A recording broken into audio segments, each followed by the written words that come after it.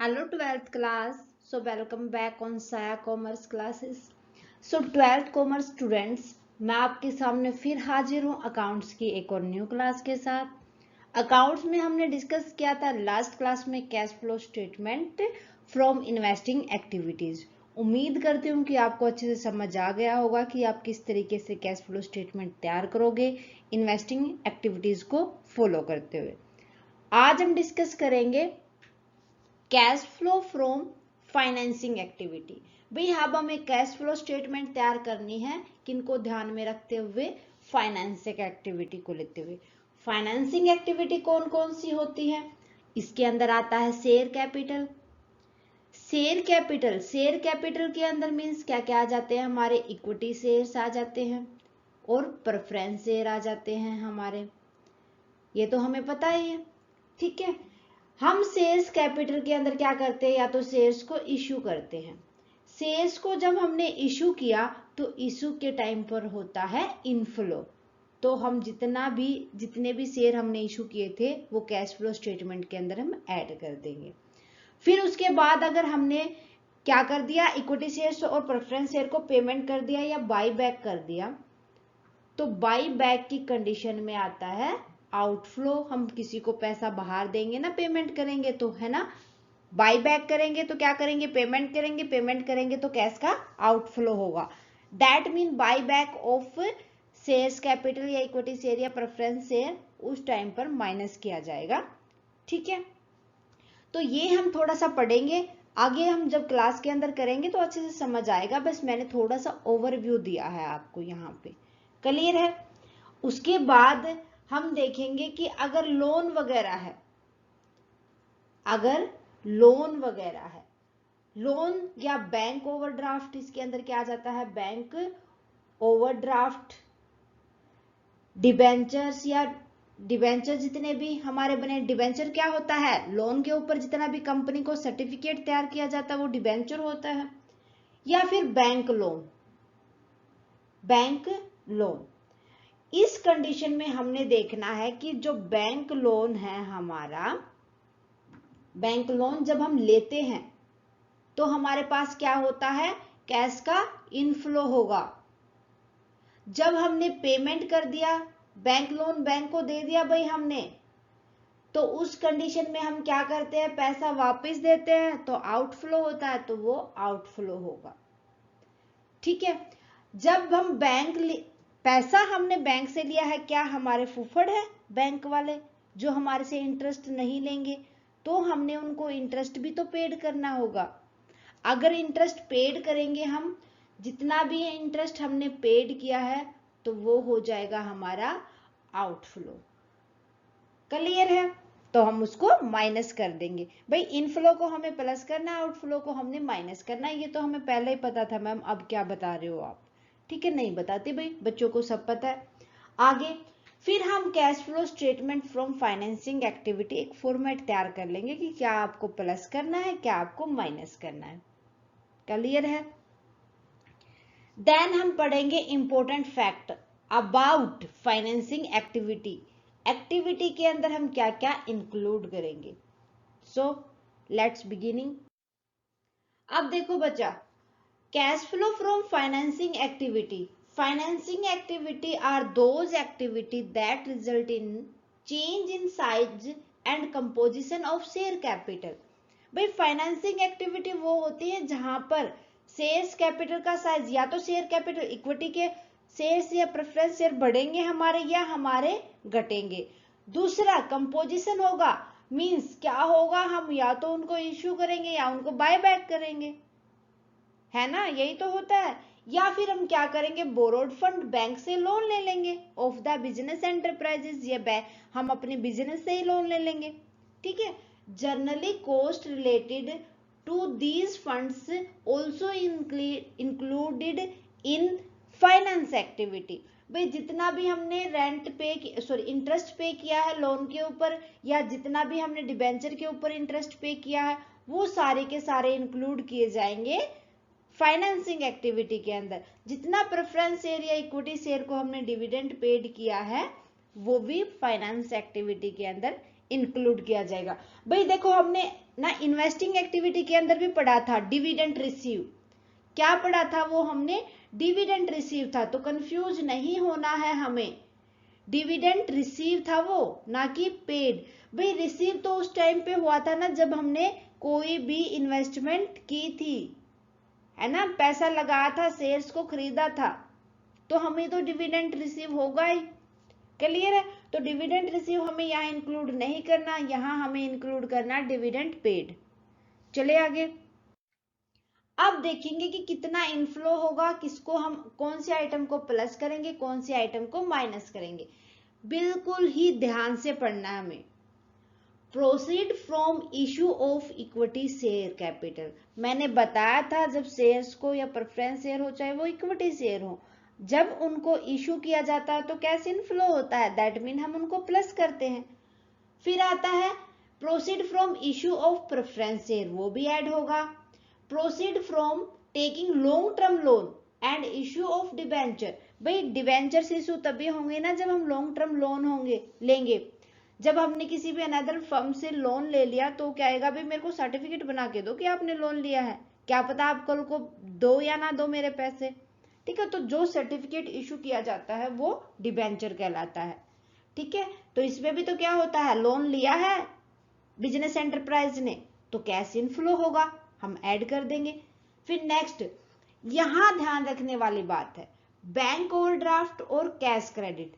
भाई bank overdraft, पैसा हमने अभी तक ना पेमेंट नहीं की है बैंक को। ओवरड्राफ्ट का मतलब क्या होता है कि हमने पेमेंट नहीं की, अभी पेमेंट हमारी पेंडिंग है, मींस कैश हमारे पास ही है, तो उसको हम कैश फ्लो स्टेटमेंट के अंदर इनफ्लो मान के तो वहां पर हम ऐड कर देंगे। या जितना भी हमने कैश में उधार लिया है बैंक से वो भी तो हमारा क्या होता है, बैंक ओवरड्राफ्ट, और वो उधार ही तो होती है, लोन ही तो होती है जो हमने बैंक से लिया है। ठीक है, क्योंकि उससे तो पैसा आता है हमारे पास। देने की बात तो किस टाइम आएगी, जब हम इंटरेस्ट पे करेंगे या हम उसको पेमेंट कर देंगे लोन को। ठीक है, तो ये भी कैश इनफ्लो होगा और उसको हम प्लस आइटम में डालेंगे। अब देखना है कि बिजनेस से बाहर पैसा किन किन आइटम के थ्रू जाता है। भाई हमने लॉन्ग टर्म लोन लिया था, किसी से पैसा लिया था हमारे बिजनेस फर्म ने, तो उसको पेमेंट कर दी, amount paid for repayment of long term loan. ठीक है, तो पैसा आउटफ्लो होगा, माइनस कर देंगे हम।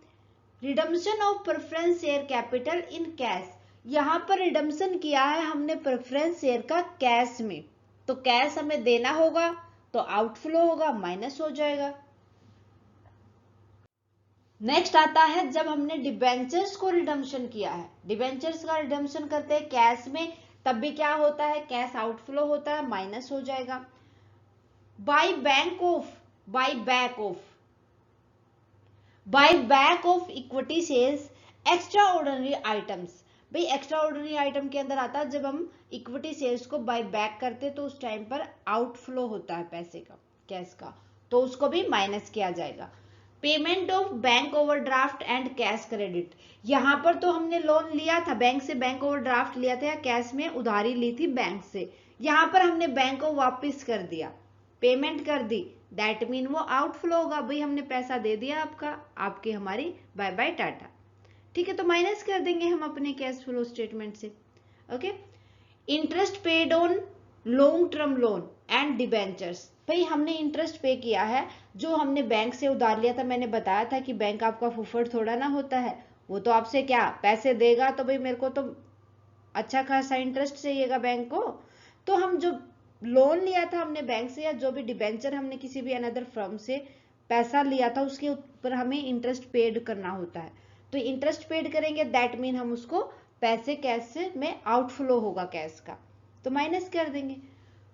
फाइनल डिविडेंड पेड, भाई देखो डिबेंचर्स थे या सॉरी प्रेफरेंस शेयर थे जो हमारे, उनके ऊपर डिविडेंड भी तो हमें पेड करना होगा, यहां पर इशू किए हैं तो हम क्या करेंगे, माइनस कर देंगे, पैसा ही तो देंगे, इंटरम डिविडेंड पेड करेंगे तब पैसा ही तो देते हैं, तो माइनस कर देंगे हम।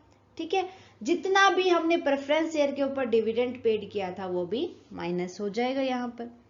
क्लियर है, क्या प्लस करोगे क्या माइनस करोगे। ओके, अब हम देखते हैं कि हमें किन किन चीजों का ध्यान रखना है फाइनेंसिंग एक्टिविटी के अंदर।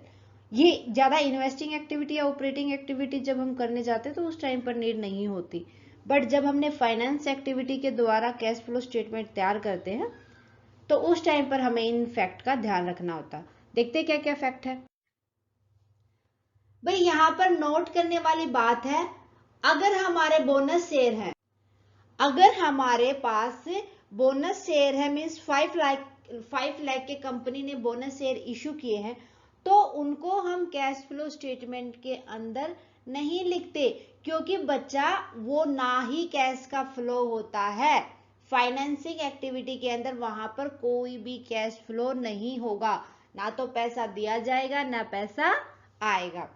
ठीक है, ये आपको ध्यान रखना है कि बोनस शेयर आपके पास है, 5 लाख के वो इशू किए हैं कंपनी ने, तो आप उसको कैश फ्लो स्टेटमेंट के अंदर नहीं दिखाओगे।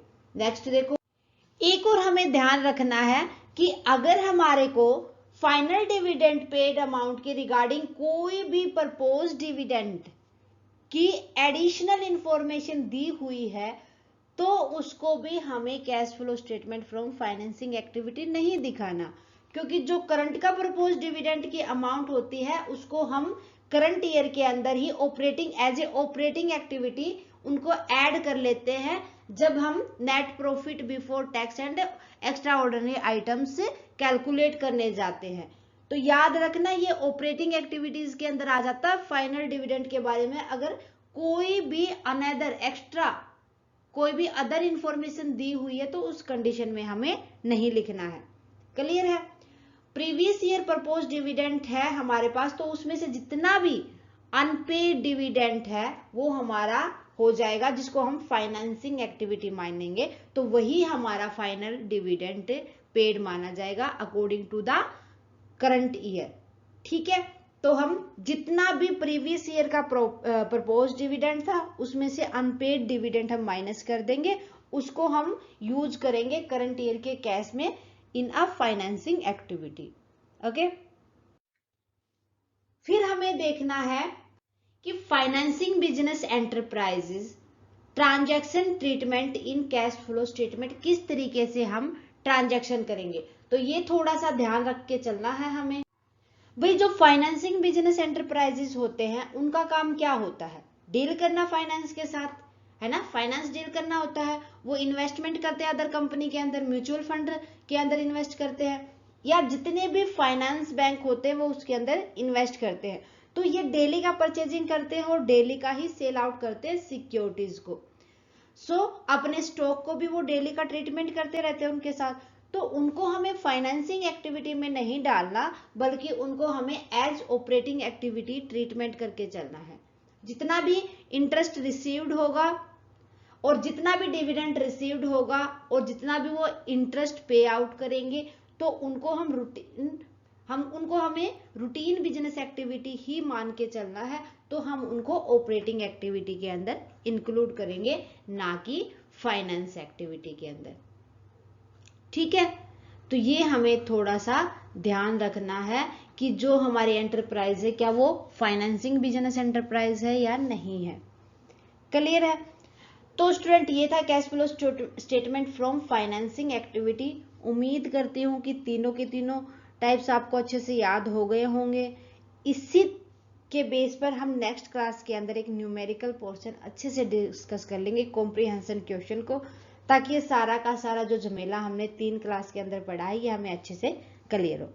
सो स्टूडेंट आज के लिए बस इतना ही, मिलते हैं नेक्स्ट क्लास में विद अ न्यूमेरिकल क्वेश्चन। किसी भी क्वेश्चन या किसी भी टॉपिक के रिगार्डिंग कोई भी आपका डाउट है तो प्लीज आप मुझे कमेंट करके बताएं। जितना जल्दी पॉसिबल होगा मैं आपके डाउट को क्लियर करूंगी। क्लास कैसी लगी वो भी आप मुझे कमेंट करके बताएं। अच्छी लगे तो प्लीज लाइक और अदर स्टूडेंट के साथ ज्यादा से ज्यादा शेयर करें ताकि उनको भी ये बेनिफिट मिल सके। अगर आपने अभी तक साया कॉमर्स क्लासेस को सब्सक्राइब नहीं किया तो फटाफट से सब्सक्राइब कर ले और बेल आइकन को दबा लें ताकि आने वाली क्लासेस की नोटिफिकेशन प्रॉपरली आपको मिलती रहे। Students thank you very much, मिलते हैं एक और अनदर वीडियो के साथ। Thank you, bye bye and take care.